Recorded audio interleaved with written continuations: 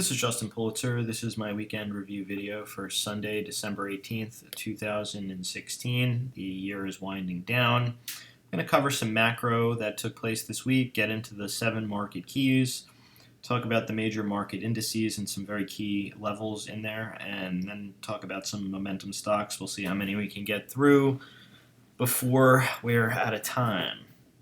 Anyhow, we know we had the Fed decision this week. Janet Yellen did surprise. The Fed was expected to hike a quarter of a point. There was like almost 100% probability. It was like in the high 90s. However, what kind of shocked the market was the Fed was only supposed to forecast 2 rate hikes in the coming year, and instead they forecasted 3. So that didn't go over so well in the S&P land. Initially there was a move down, then a move up, and then a bit of a resumption down. The market's been kind of caught in that Fed day range. I'll get into that a little bit. So there's really not that much to make of it until that range breaks. You had some economic data, though, this week that came out pretty good. You had the flash PMI, which was up. You had Empire State, which was a pretty big beat. I think it was like 9 versus a 3. The one that really struck me, though, was the Philly Fed, the manufacturing. The prior reading had been like 7.6. The estimate for this time was 10. And the actual came in at 21.5. That's a pretty monstrous beat. Let's see if that can keep going, but the economy does seem to be picking up a bit. Jobless claims were roughly in line, as were the consumer prices, so there's really not that much inflation to, in my view, spur the Fed to really get too aggressive with their hikes just yet. I want to just caution, last year, keep in mind the Fed had anticipated themselves raising 4 times, and they wound up raising just once. So I'd say that their forecast can be a little bit fungible, and I don't necessarily know that just because they say they're going to hike 3 times means that they're going to hike 3 times. It may just mean that they hike twice. I've been noticing with regard to GDP that the Fed often forecasts, they do a big revision down and then a revision up. So maybe they're forecasting that they're going to do 3 and then they'll revise it down to 2.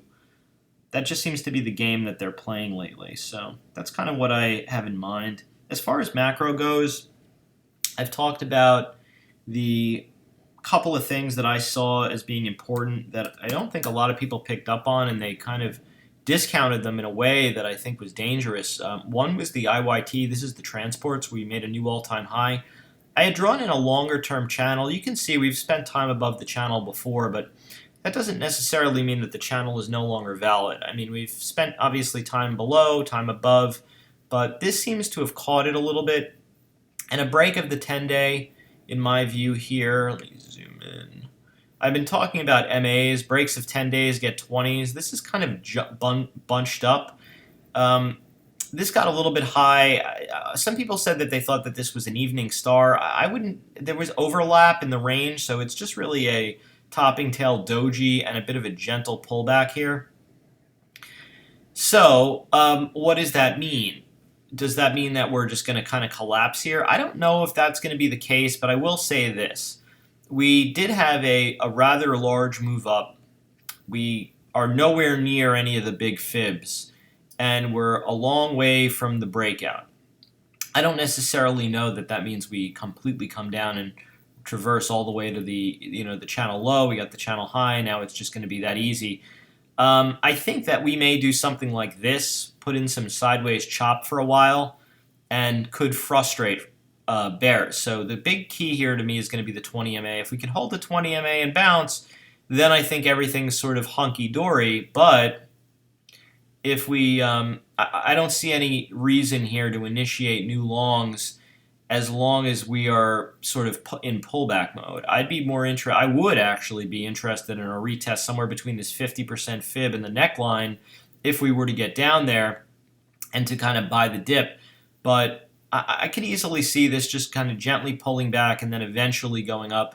I have a hard time imagining this thing just completely collapsing until after this leg they at the very least put in a lower high, and then maybe it would go lower. So this has just been rather gentle. 10-day gave, so we're just seeing 20. And I'm not going to I'll keep it like this. If they can hold the 20, the probability is that it'll likely try to go back up. If you lose the 20, I don't know if we're going to definitely see the 50, but it is possible that there is further pullback to be. JJC, kind of similar picture here. This is the copper. I had been seeing this ramp, and I was saying that the market couldn't be, too bearish if the JJC was in full-on breakout mode. Again, below the 10-day, we got the 20, and now we're below the 20, so we're starting to make some lower highs and some lower lows. I don't really see a need to jump in front of this right now. I would be interested in maybe, first of all, look at where the 50% fib is. It's right where the breakout is. So if there was a larger pullback in copper, somewhere in these fibs, I'd be interested in selling some out-of-the-money puts or buying for a right out trade. I don't know that it's going to necessarily get there. The pullback low here was 28.15. That could do something like coincide with a 50 MA. You can see when this gapped up to the 50 and went. So a 50 MA touch is probably in the cards. I just don't know when that will be. Again, very similar situation here. You could just draw the downtrend. No need to be involved long until that downtrend breaks. And I mean, I guess if you want to play short, fine. But for me, when patterns kind of change, I look for more, like, for example, if we're in an uptrending market, I'm not looking to short the peaks for for the pullback.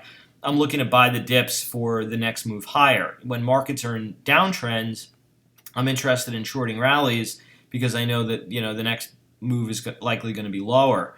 So in this to me is still just like chop and pullback here within the context of a much larger move. The pattern here is clearly shifted, and I would be more in a buy the dip type of mood. Someone asked me about FCX this week. Not one I've been playing rather often, but we are starting to make some lower highs and some lower lows. And you can see the 50% fib is roughly where the 50 MA is. I'd be interested in buying FCX somewhere in the 12s, like 1198 is the 61.8, 1283 is the 50% fib. So somewhere in here, if this were to continue lower, and look, this 61.8 is exactly the gap fill. I just drew this here arbitrarily, but if this were to get somewhere between, particularly the 61.8, I'd be very interested in a buy the dip. So I'll probably put in a buy order in somewhere around that area. I hadn't been planning on talking about FCX, but we went there anyway. Anyway, the VIX. VIX is clearly in making lower highs and lower lows here. It's been a while since we've had a primary downtrend test. We're starting again another up channel. Remember here we had been starting another up channel, and then the backside became a lot of resistance. Similar thing is kind of playing out here. Let me zoom in a little bit more. I like this day's range here. I have no interest in shorting the VIX down here, by the way. It's near the range low, and there's an inherent value. But I don't see the need to get really too concerned about the market until you get above 1340 in the VIX. That's like sort of this big engulfing range. It kind of encompasses this whole area. So if you can get above there, maybe you get some move back up, to the 14s or maybe even 17s. But this to me would be if you can trigger over 1340, maybe then we start getting more significant pullback in the market. But it seems to me that there's really not all that much doing. The big issue for me has been this dollar. Very, very strong move. We came up from the bottom though, so remember I said the breakout is a little bit more suspect. I'm going to show you something very interesting. At least it is to me. Look where this high was. 1250. The low of Friday's pullback was exactly 2650. So I'll keep it real simple. As long as 2650 holds, the play is still kind of to the upside. If you lose that, maybe there's a little bit more pullback for this gap fill and maybe even to a trend touch, which to me would probably be a screaming buy as at least the first time around. So that's the story. 26.5. Anything above, I still think remains a long. Below can be a right out short for a little bit more pullback. With regard to the DX, that's the dollar futures, also rather bullish, still in kind of pullback mode. This is this was the breakout bar, and this has an inside doji. So anything below 102.545, which was the low here, I think could be a right or right out short for a retest. But anything back up above the high, which was 103.21, clearly could go higher.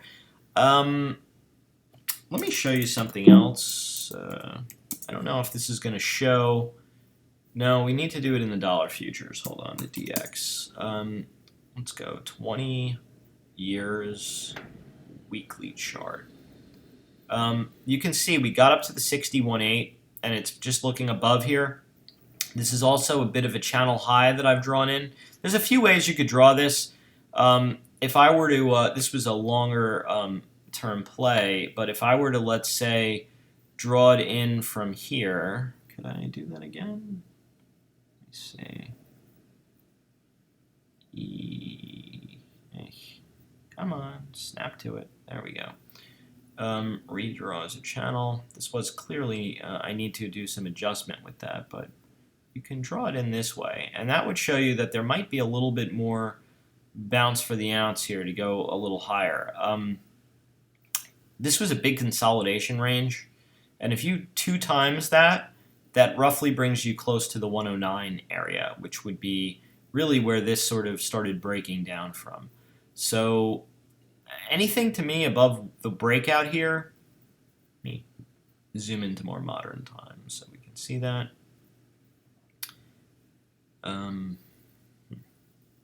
It's not long enough. Let's do 3 years daily.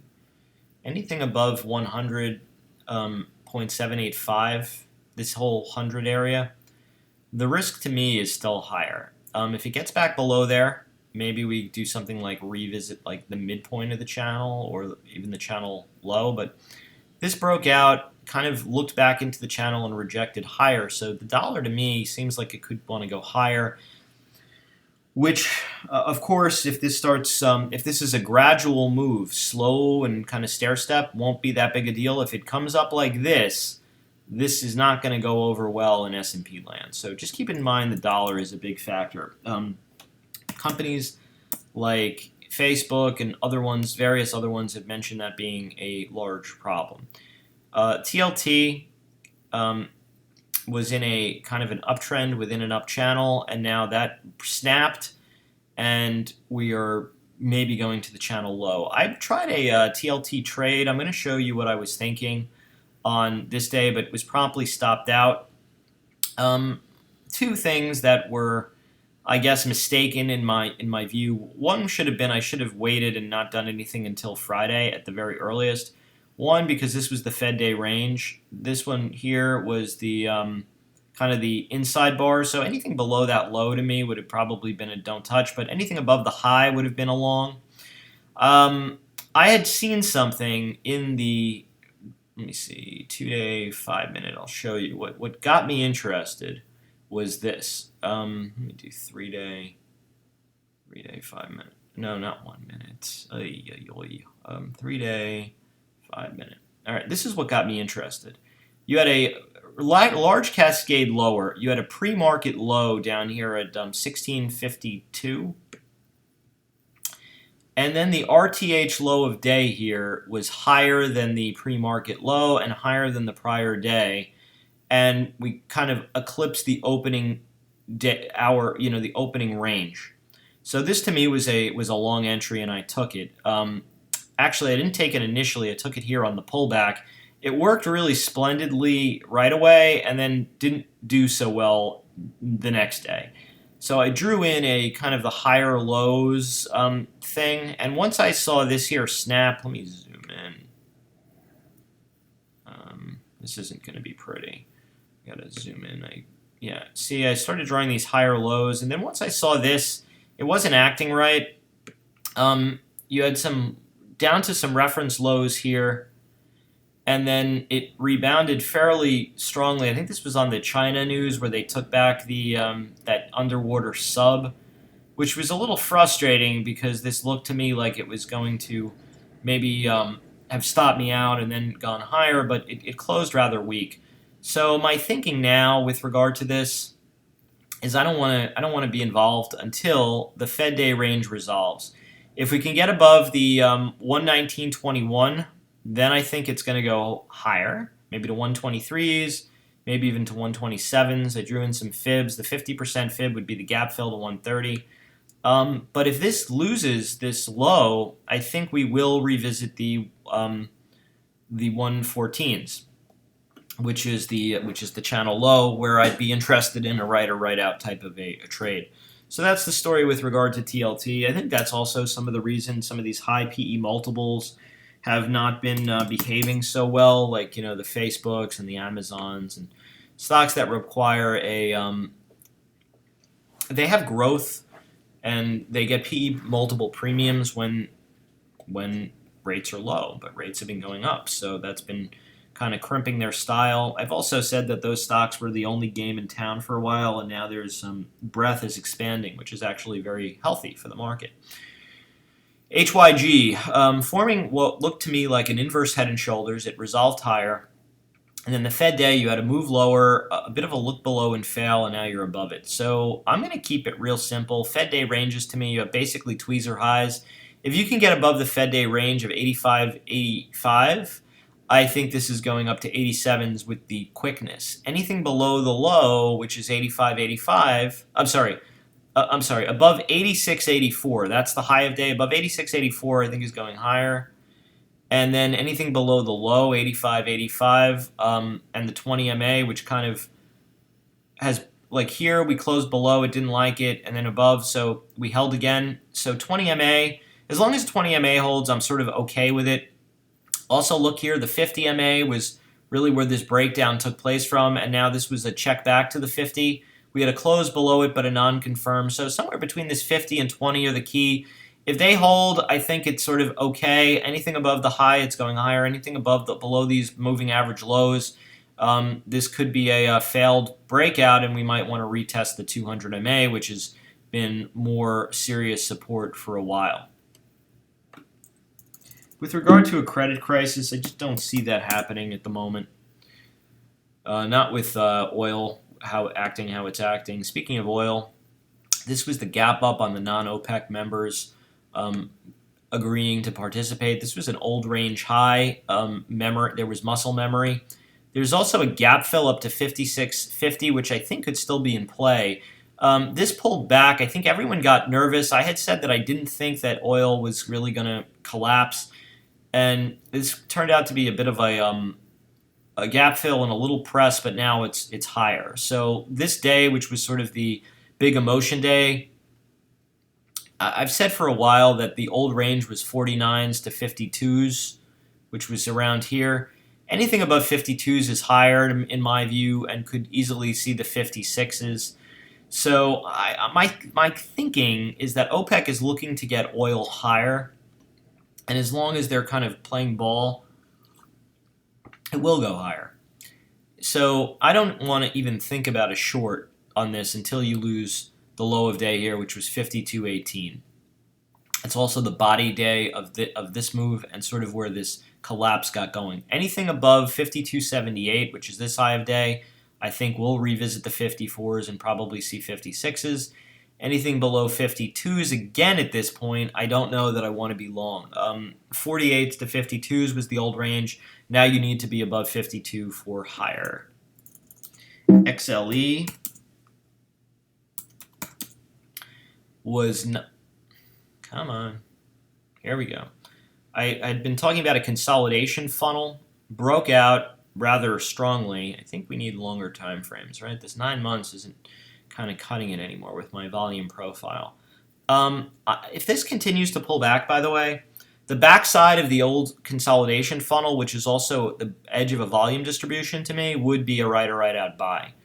Let me draw this in. So we're holding the 10-day. If you lose the 10-day, I think we would see the 20. And if you lose the 20, then I think maybe the gap fill would be in order. But this to me just looks like it's kind of consolidating after a large kind of breakout, maybe for a move higher. So if you're whippity quick, whippity snapper quick, I think you could use the 10-day. If you lose the 10, we see the 20, but the 20 seems to have been holding. So I'll assume that the 20 holds until it doesn't. If it loses the 20, then I think we see the 50 and maybe the 100. So that's my thinking. But For the most part, the best scenario actually would be a continued pullback, and then this 50 MA line up with the kind of the consolidation channel high and this like this old breakdown range of 72.51, and that would set up for like a screaming buy. I don't know if we're going to get that, but it is possible. Exxon acting rather well. This turned out to be what I thought it would be, which would be a consolidation for a move back up. So let's keep it real simple with Exxon. I think 89.01 to 87.44 is the new kind of range. Look where all this like consolidation and congestion was, and this was where the breakout was above the gap down day on the earnings. So I think that any pullback into 89s to 87s, which is also now a trend, is a buy. I like selling out of the money puts. And I actually am short some out of the money puts. I happen to be lucky that I shouldn't say lucky. I happened to be in them before the gap up, which was sort of a reordering of things on the Rex Tillerson biz. This is just consolidating around the 61.8. The longer this holds, the more the probability is that we see 95s. But I think 89s to 87s is the new floor for Exxon. This Chevron is just beast mode, totally running. A lot of relative strength. However, we are coming up to a volume distribution and a reference bounce point. We're from a breakdown. So I don't know that I want to be chasing into Chevron, but if this were to pull back and get a trend touch, maybe that coincides with a 50 MA, maybe with a breakout, I'd be more interested. So I'm more interested in buy the dip Chevron than I am sell the rally.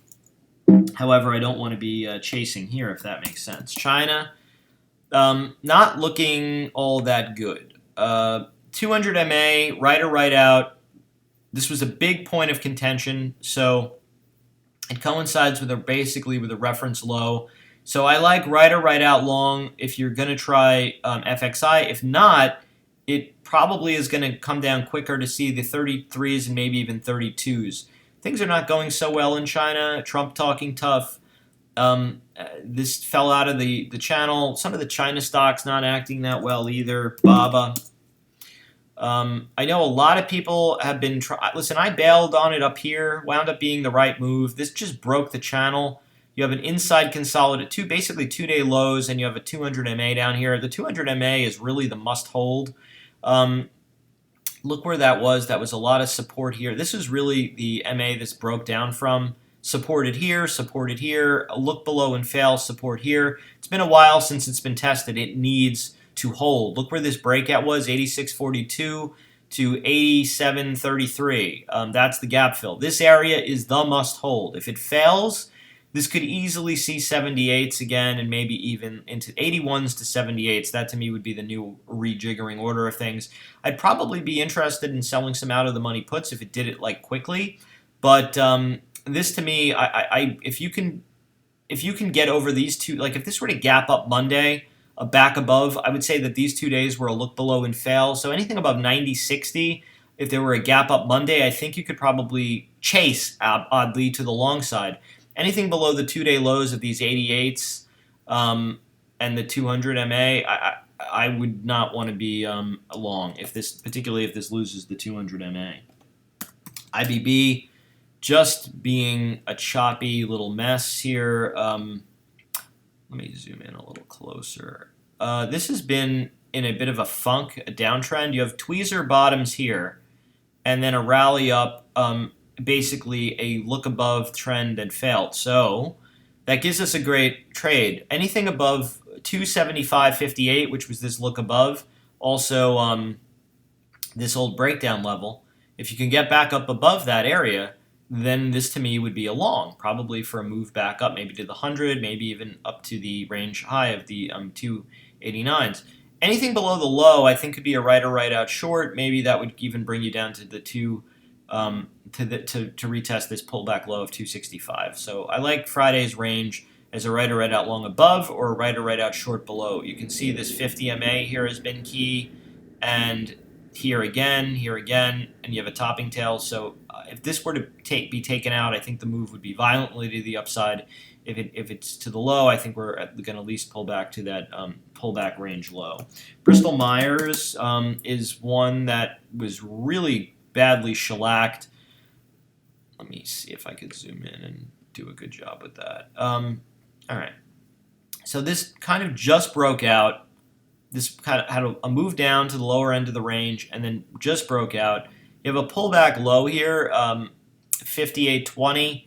If you lose these 2-day lows, this might pull back a little bit more here to the 57.49. But this to me looks like it probably wants to, I think, test to the 50% fib, which is the 63.08. So I'm interested in buying some dips in this if there's a pullback. This pattern is looking to me a little bit. Let me show you what I think it's looking to me like. It's looking to me a little bit like this, like not a full-on inverse head and shoulders, but one that's inverse enough. So this to me looks like it's breaking out of the pattern to the upside, and I like it. I think it may see that that 50% fib at some point.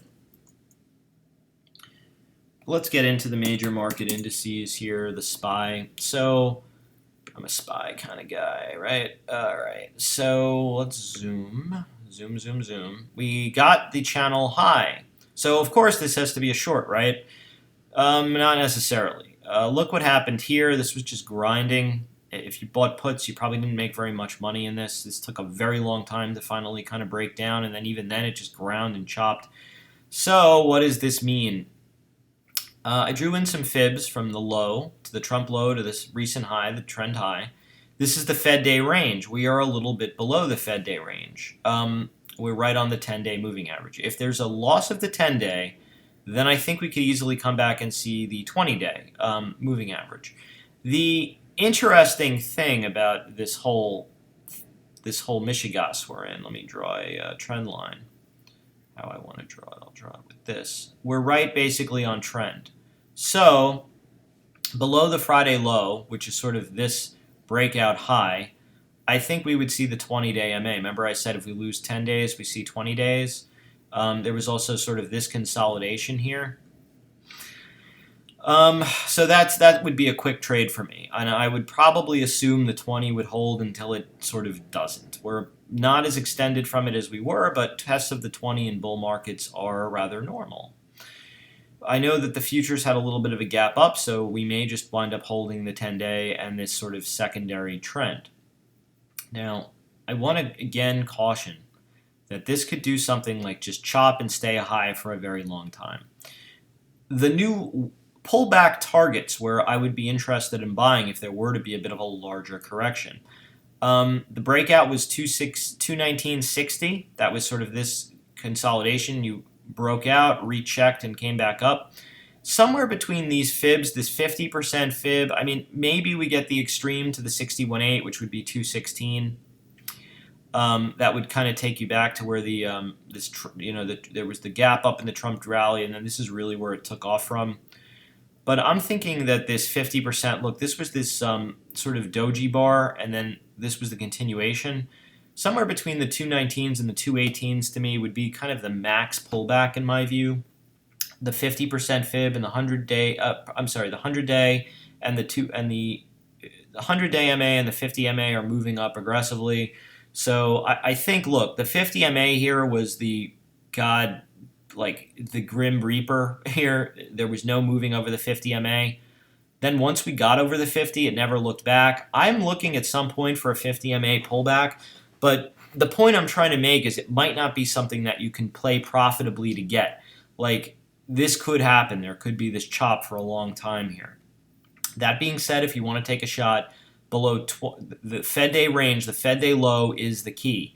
As long as it's below 225.37, I'm fine with a right or right out short. If it gets back into that range, though, it's just a nothing.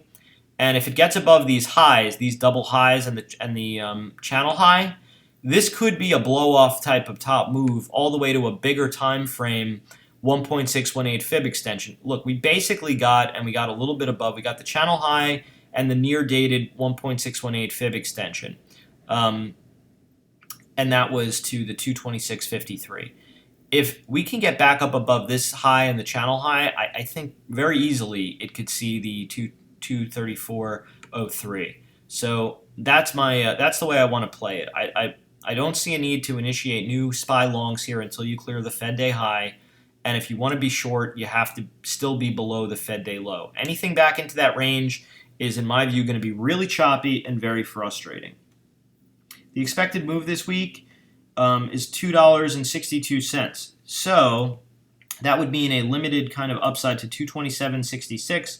The downside would be would be 222.42. However, if the move down starts really picking up, the VIX will go up and that move could be extended further. And I do think a snap of this could see the 20 day. So that's sort of my near-term, short-term pullback-like targets. IWM also doing the same thing. This got my 138s, which was the 1.272 on a larger time frame. If you took this whole range and you projected that up, you're talking about 151.01 on the IWM. Again, I want to stress a couple of things. That this is a channel up. This has done things like hit channel highs, have very minor pullbacks, and just kind of ride the channel higher before a larger pullback. Here it kind of just ground higher. Here, this was the ultimate move like that. This could be the same kind of thing. A move up, a channel touch, and then just a very gentle pullback here that could continue to go higher. Look, you're already, you're still below this kind of trend. So I like this trend drawn in here. Let me make that red. If you could get back up above this trend, I think it's going up. And look, the pullback to the 20 isn't all that far. So this could just gently pull back still to the 20 and be kind of okay. Longer term, eventually, I do think we will test the channel low, and that would be the reference old high of 129.10. Does that mean that the market is bearish? No. I mean, this is still the old all-time high. I mean, it made a new all-time high, and this to me would just be basically a pullback to the to that area. If you want to do longer-term puts, knock yourself out, but do it. Just keep in mind that it could stay high for a longer period of time than you might be happy with. The expected move is $2.49. That would roughly be a move up to 138.40 or a move down to 133.42. So that's IWM. Again, Fed day range is very key. And look, we're above the Fed day range in IWM. We actually had a bit of a look above it. So anything below 134.81, I'm okay with a right or right out short. Anything above the 137.35 and above Friday's high, I do think would retest this and could do that grind type of thing. So use the Fed day range as the key, and it's also on the 10-day. Very, very clear defined levels. The Qs. The Qs had been laggards, but they just sort of broke out. Let me look in here. We're kind of dipping back into range a bit, but above all the major moving averages. You have a lot of, if you want to buy stop it above 121.11 to me would make sense. If you want to try a right or right out short, that's also a great stop. The 1.618 fib extension is up around the 124.51. It seems to me like we may get there. So as long as this holds the 10-day and above the 119.66, I think it's sort of okay. If we were to lose this day's low here, the 119.32 and the 10-day, there could be a quick pullback to the 50-day MA and the 100 MA confluence. I often notice that when you have a look above range and it kind of fails, you can easily come back to the middle of the range, or even, believe it or not, traverse yourself to the lower end of the range. I wouldn't necessarily, these are poor highs, there's no excess. I do think that this will eventually resolve higher, but I don't know that there won't be a pullback first. I like using this bar as a right or right out area, the 119.32 or above 121.11. I wouldn't want to be short, and I probably would be more long than short. A couple of things that I'm seeing. The expected move is $1.73, so that would be like 121.33 to the upside or 117.87 to the downside. Apple looks like it's starting to turn a bit. This was a head and shoulders pattern. This was the old right shoulder. It's now negated. Apple has had some topping tails, but it just seems to be grinding higher. I think it wants to fill the gap up to 118.25.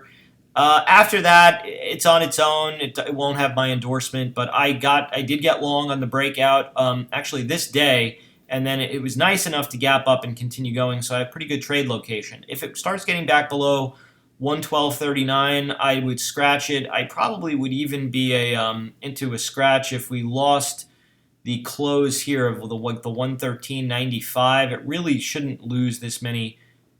Actually, I like this bar here, 113.75. Anything below 113.75, I'm not comfortable with. That to me would be more pullback than it should have, and I wouldn't want to be that long. The 50 MA here is now supporting. I would imagine it on a longer time frame probably would do so.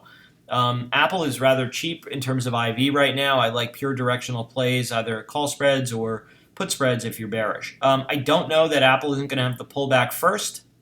They never like to make it easy in the stock, but it does seem like this gap is likely to fill. Apple's had a lot of relative strength, and there has been a buyer in there of decent size, even on days that have been weak.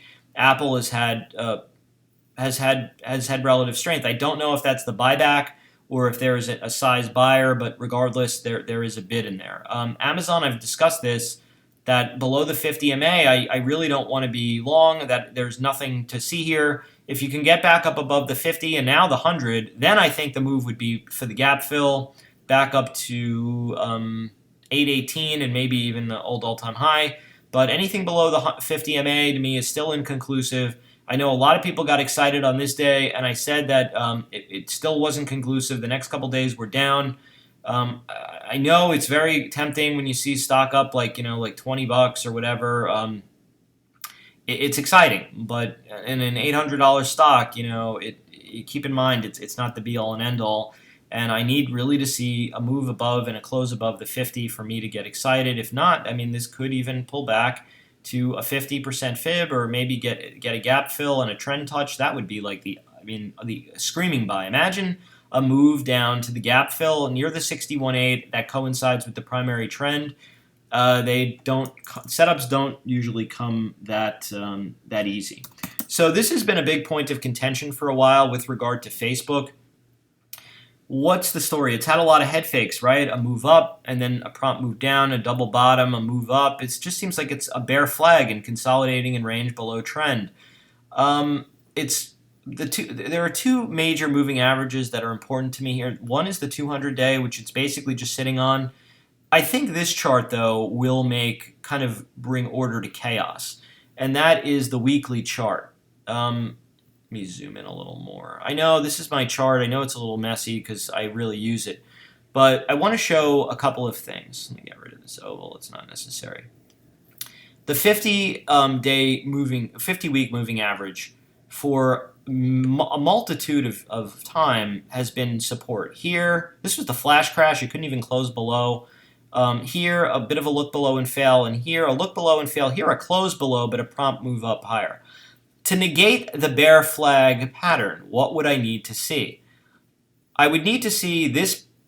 You don't need to take back this full dump bar. You just need to take back this bar here. This was the bounce high. If you can get back up above 124.61, then I think this will repair to the 127s and maybe even higher. Anything below there to me is vulnerable. If you start losing these the 50-week MA again, this won't be won't be that pretty.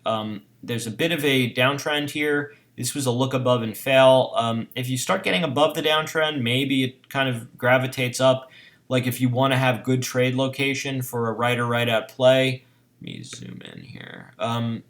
You have multiple days here of consolidation. So a lot of topping tails though, right? Not even able to get a retest of the 50 MA. So I think anything below the 50 MA to me is still vulnerable. And you can see we closed just below the 200 MA on Friday. So I'm thinking the 50 MA is probably going to be a little bit of resistance, and the 200-day MA is a must-hold. So for me, though, I really need to see it get back up above these 124s, or else it's to me going to really be a little bit more iffy. And I do have a little bit of street cred when it comes to Facebook, as many of you might know. So I've said for a while that this was the best of these stocks, this Netflix. This is consolidating below the 129s. If you burst through there, I think the stock will go to the channel high, which could be quite high. I mean, it could be. I don't know when it'll do it, but I mean, this could be up here in the high to mid 140s. So if you want to buy stop this sucker over 129.29 for a right or right out, it seems okay. If you're currently long, I like it against the 10-day. If it loses that, maybe it gets a quick pullback to the 50-day MA, which would also be roughly where the new trend is. So I do think that Netflix looks like it wants to go higher, and I do like it for a buy the dip situation. Google, oh, I'm in drawings tools here. That's rather annoying. Let me get back into the, oh, I am in trend. All right.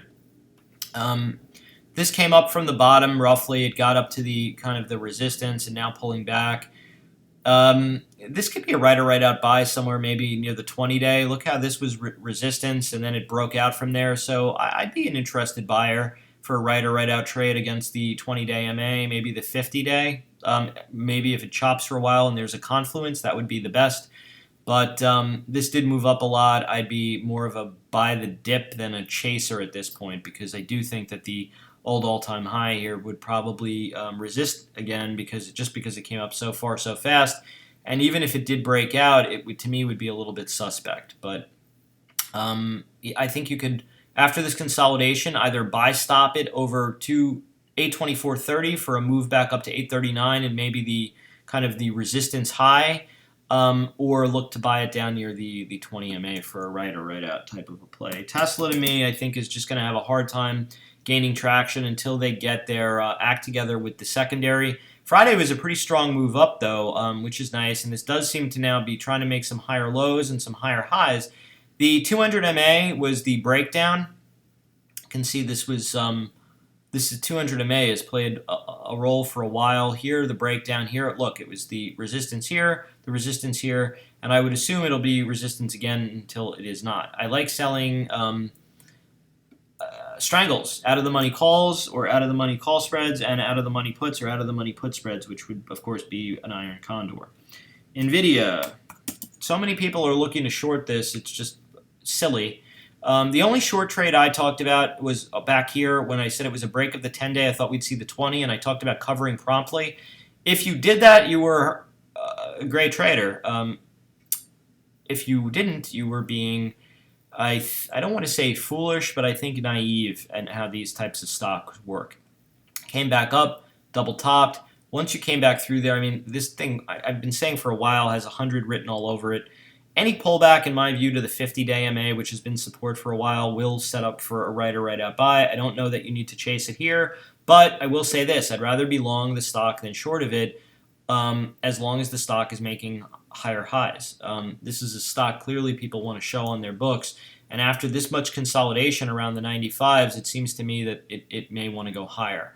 If you're looking for a right or right out, if you must be short, below these kind of this breakout, these days lows, this 96.60, or if you want to be aggressive below 97.37, like if there was a gap down on Monday, then I think there could be a quick right or right out short. But again, higher highs off higher lows, I think that people are still looking to buy the dip. I start getting interested in shorting stocks when it makes let's say, when would I want to short this NVIDIA?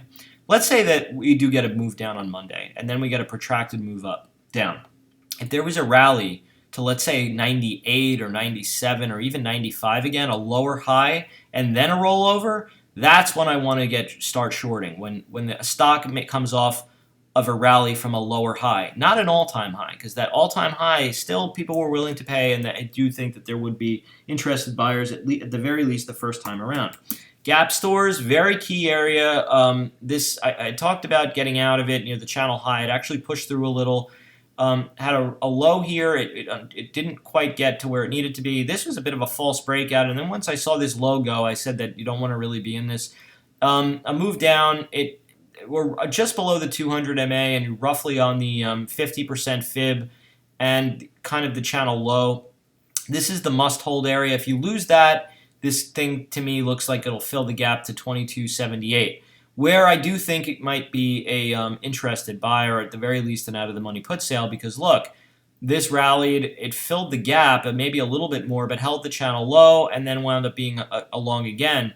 And this may be the same kind of thing. You have a 61.8 just below the gap fill, so let's keep it simple. If Friday's low holds and there's like a gap up on Monday, then I think that this would have been a false breakdown and the trade might be back up long. Continuation, I think that we see somewhere between 22 quarter, which is the 61.8, and the gap fill, which is 22.78. And I think that that area would be a good right out long. If you want to play short to there, that's fine. Maybe call put spreads or stock, but I'm more of an interested buyer down there than maybe I am looking to short now, just considering it's come down a lot, and this to me would be probably more the end of the move than the beginning. Goldman Sachs just staying rock solid strong. Still holding the 10-day MA. I'll keep it simple. If you lose the 10-day, there's probably a quick short to the 20 MA. Anything back up above 245.57 could get the 1.618 fib up to 268.56. Very easy setup there. JP Morgan, a kind of a similar setup.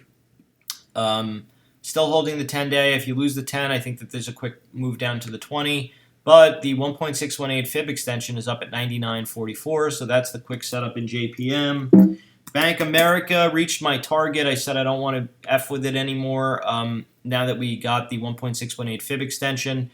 And this bar was a lower high, so this could be a quick move down to the 20. Look where that would be, roughly on the trend of the channel. So I think that that could be a quick short or a right out long if you're looking to play that. I'd really love to actually see these pull back a little bit more and set up for longer term buys, but I think you can play with Friday's range, short below the low for a right out trade, or long back up above the high for, yes, still further more move in that stock. Caterpillar looks like it's starting to not do what it should. I mean, should it do? I remember I said a couple of I forget what session it was. I think it was this one. This was the day they gave out the guidance. And I had said anything above the 94.34 was, I think it was this day. Maybe it was this day. It was probably this day, actually.